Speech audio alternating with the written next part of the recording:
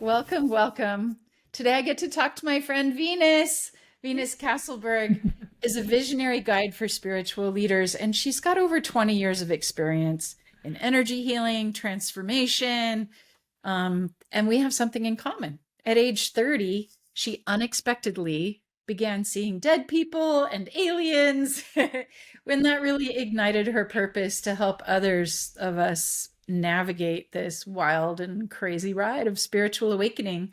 She's the founder of Psychic University and Enlightenment Academy, and she just all around empowers us leaders to expand our impact through deep self-awareness and growth. So welcome, Venus. Yay, thank you. I know it was so fun to get to meet you at the conference where we were speaking, and I felt like we just kept kind of looking across. It's so busy with people and all that stuff, and we just could feel each other across the room, and then finally got to dive in together a little bit. And I was delighted to hear that you had your own sort of wake up experience. I wasn't always there with you, so I'm so glad you're here. Is there anything else other than what I told them, just from what I know about you and your bio? Like, is there anything else you want people to know about you that's kind of... No, I mean, I think just the fact that I went through a spiritual awakening and I didn't really have mentors or people around to like help me navigate it, Yeah, dude, same. Like, what do you do? What was that like? So who were you before you had this wake up thing? Like, what was different? Well, in my 20s, I partied like a rock star. You Literally. did? Nice. Where were you living? I was living in San Diego, California. Right. That's another thing we have in common. Okay. Yeah. And I was dancing, going out, drugs, alcohol, the whole 9 yards. Yeah. A lot. Right.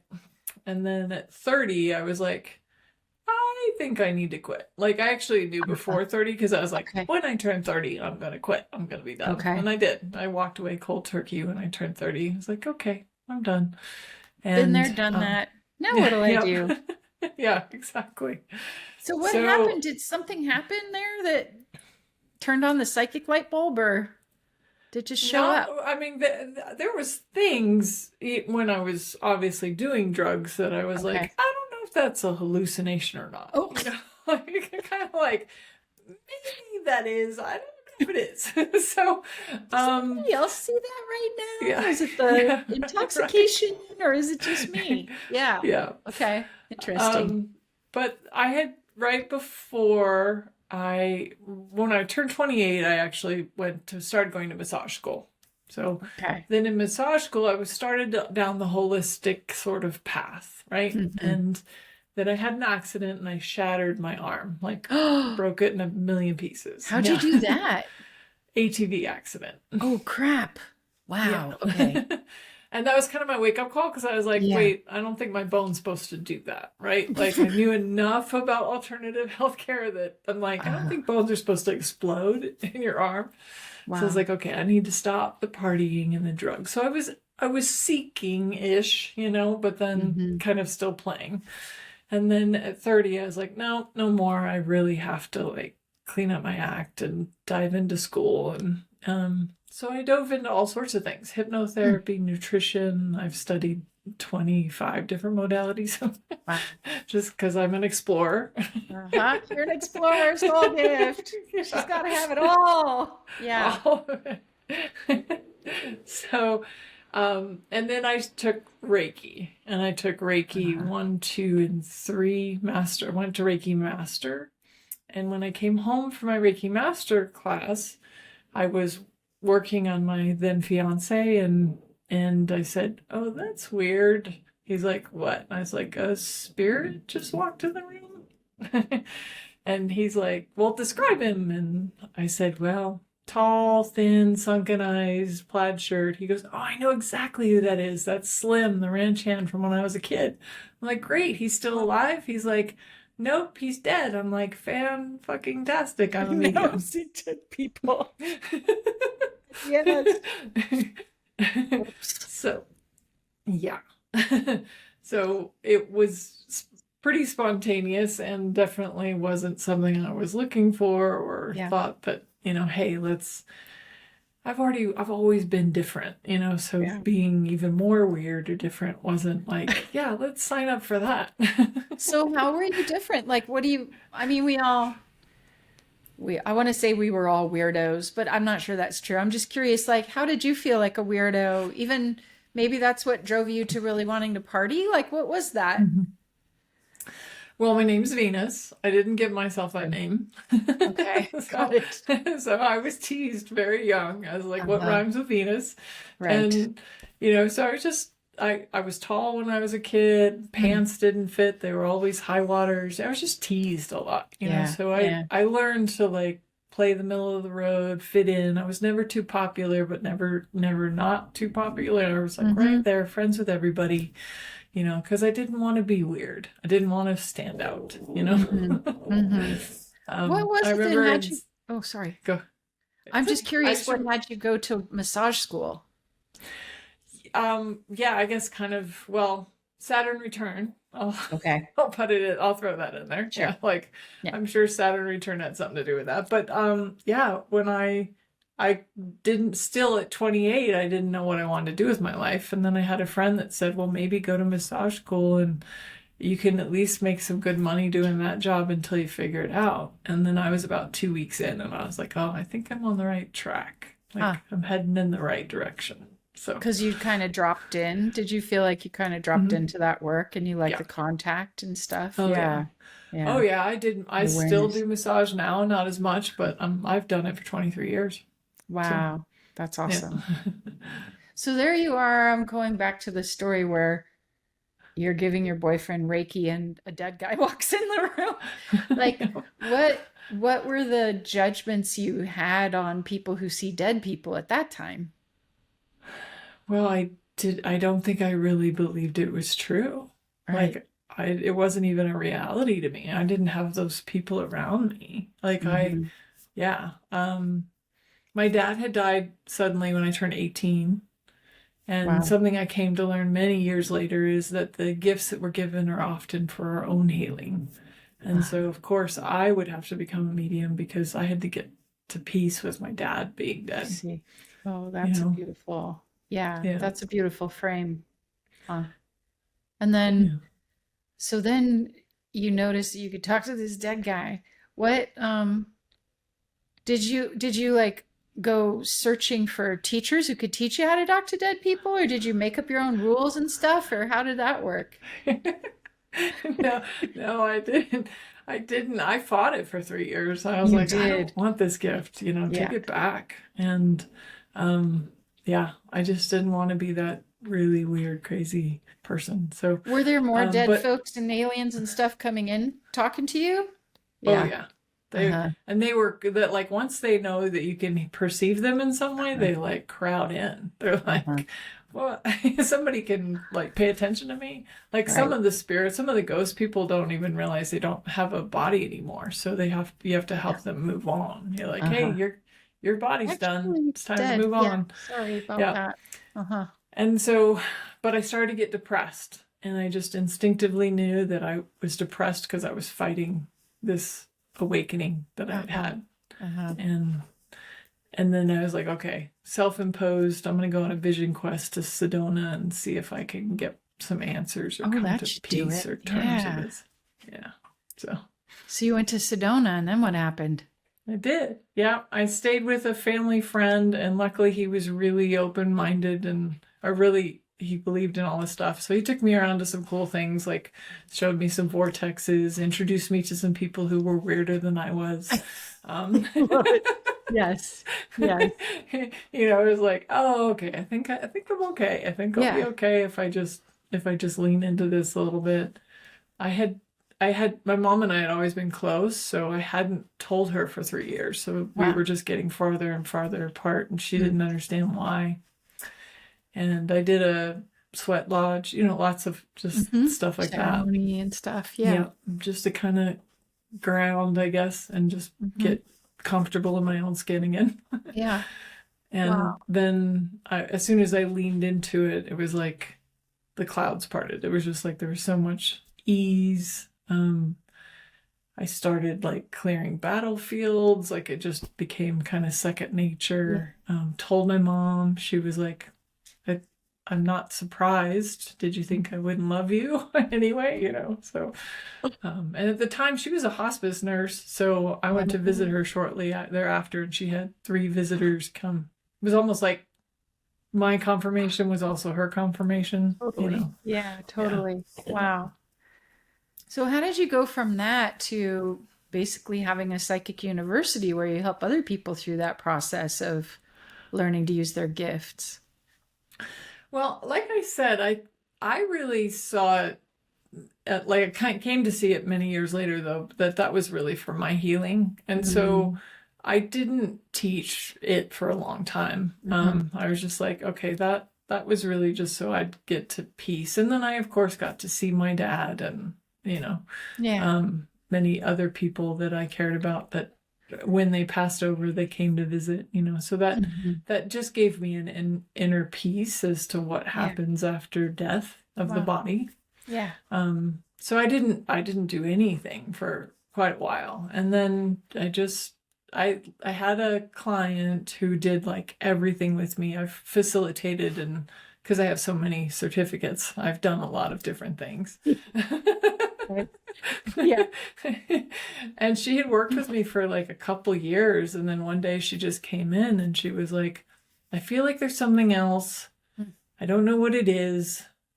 And I just got the complete download to like create Psychic University and take her through the first round, and it was birthed from there. And she was fired up about it, and I was like, no, I don't want to do that. No. You didn't want to do it? Like you didn't want to sort of stand as an authority in that, you mean? Or what was the resistance? I didn't know if I could teach. I'm like, can I teach people this? I've never taught people this, right? Like, do I know? You know, and once you get into it, I would get downloads, and, you know, I definitely was able to come up with a pretty cool program. But just the self-doubt, I think a lot of people come into, like, being a leader in it, people looking to you for the answers. Yeah. It's like, am I ready for that again? And then if I'm teaching it, then I'm really out there as a weirdo. Right. You're an extra weirdo for all the other weirdos too. You're like the queen of the weirdos in that case. Crap. Yeah. Okay. Wow. And all, you know, I just learned that you're an explorer because you took the soul gift quiz and like, oh yeah, I'm an explorer. So that tells me that you've always had a need for like variety and adventure and newness. And so how do you use your gifts now to give yourself that? How do you find variety and newness and stuff? I mean, obviously you've studied a bajillion things, as you've pointed out. So that must be one way. Yeah, that's one way. Yep. Right. Yep. I also got the download a couple years ago that I needed to stop being the perpetual student and start being the teacher. Right. And I was like, okay, I have to really lean into that. I haven't been like the most compliant, you know, person to their spiritual guides. I've been more like, maybe not me. Maybe you should get somebody else. You're like the rebel. You're not just going to do whatever your guides tell you, which is right. We teach people, both you and me, like, don't do whatever your guides tell you. It's your life, right? Exactly. Yep. Come on. Yep. So I think that's beautiful. And it's kind of rare to have this combination of an explorer and a sensitive together. And does that show up in the people who come and work with you? I'm curious if you get other people who are explorers who are like, ugh, I wouldn't want any other teacher, but you totally work for me. Like, yeah, for sure. Yep. Yeah. Yep. Sometimes. Because I'm such an explorer, I would actually say everybody that comes to me is transient. Like they come to me for a little while and then they come through. Yep. And then they move through because they're probably explorers too. And they're like, picking it up and weaving it through like you all do. Wow. Yeah. What are you excited about in the future? Like, what do you know? Like, what's your next great adventure? Well, I just started another program, and I think creating new programs has become really fun for me. Totally. And definitely looking at like who I can serve and how I can serve them, Yeah. and helping people kind of through their process. That's always been fun. And Yeah. I've created a ton of different things just because like to try different things. I'm also a messenger, so I'm meant to talk, so I'm meant to actually communicate. And you're a teacher. Yeah. Yeah. And so for me, it's just I love to be of service, and whatever way I can be of service to whoever I can serve. And That's cool. Yeah. Well, what else? I'm not even sure where this question is coming from. It might be your guides who might be troublemakers, but like among all these weirdos, all of us weirdos who see ghosts and aliens and spirits and all that stuff, what makes you weird among all the weirdos? What makes me weird among all the weirdos? I think the alien piece is probably really fairly unique. Okay, right on. Yeah. So when you say aliens, because I always love talking about this, like aliens, are the aliens beings from another planet on this dimension, or are they from a different reality, a different dimension? Discuss. Okay. So when the first alien I ever saw, I was learning how to see the spirit realm with my physical eyes. So not just my third eye, but I was like really training my physical eyes. And I was in church and I was playing with the not paying attention. You saw your first alien in church. This is going great. I did. Okay. Isn't it great? Yeah. I know. Yep. And sure enough, right next to me, 3.5-foot pink alien. Never seen pink aliens. I've never seen pictures of pink aliens. I'm like, I didn't even know pink aliens existed. Wow. And my friend who was sitting next to me had lots of experience with like UFOs. He caught a bunch on tape in the early days, like VHS tape. Wow. Yeah. Yes, I remember them. Yes. He was sitting next to me and I would grab his leg and I was like, there's a pink alien right here. And he was like, oh yeah, that's grandma. I'm like, grandma, like, are you an alien? What do you mean, grandma? Like, I'm like, I can't say any of this because I'm in church. Right. So I'm just like quiet and then listening and being like, okay. So we talked later and he said, he called her grandma. It was kind of a respect word for him. Yeah. Like, that's cool. And she's been around. I haven't talked to her a lot. She's way louder lately because I did start channeling recently the collective from Syrian. And so she's around. She's kind of part of that. So it's just, I just don't hear a lot of people talk about aliens that much, like it's not. Yeah. So like her, do you think she's another, I'm sorry, I'm going to repeat it because I'm just so fascinated by this question. Like, is she from a different planet in this galaxy, in this dimension, Gotcha. Yeah. So it's my understanding that she is from like an alternate dimension. Like that's why it's like the spirit realm. The spirit realm we can see in an alternate dimension. But the collective the same. They come in kind of the same as she does as well. Like just another dimension of energy. But that must be them, because there sounds like there's a kerfluffle in your room right now. Is that the aliens? Is that the aliens? Are they like wrestling at the floor of your desk right now? I don't know if you can hear, those of you listening, I'm not sure you can hear this, but there's like a kerfluffle. And I'm like, there they are. That's it. Yeah. Yep. Or it's cat. It's actually a cat. It is the cat. She's just now it's playtime. Playtime. Let's rock this thing. When the other beings are around, they get like this. Yes. So they get very playful. So I start talking about spirit, and the cat's like, "Whoa, I'm all over this, man." Yeah. Like she sees them when we're meditating. She's like looking at them. Yeah. Yeah. Oh, that's awesome. Well, we're coming to the end of our time, and I I mean, I'm excited because you and I get to do some more together in, I don't know, it's about a month that we're going to have our live summit. And so by the time this episode comes out, it'll probably be in a couple weeks. So tune in for that. I'll put the link in the show notes for the summit because you'll want to tune in. Venus and I will both be there. Venus is hosting. Do you want to tell us a little bit more about the summit? Yeah, the summit's how do you know you're not crazy? So we'll be talking about like Melissa's story about definitely bringing that to the forefront. But I think it's so helpful for people. There's a lot of people spontaneously spiritually awakening right now. So to have stories like that where they're like, okay, I'm not crazy. I might be seeing aliens or ghosts or, becoming spontaneously psychic, so. Yeah, it's just a different form of sanity, and it's a pretty fun form of sanity as far as I'm concerned. The way with the world getting crazier and crazier, I think our form of sanity is probably getting more and more sane by comparison. Yep, totally. Oh my gosh. Well, I know that you listening are going to want to follow up, and so check out the show notes. You'll find Venus at venuscastleberg.com.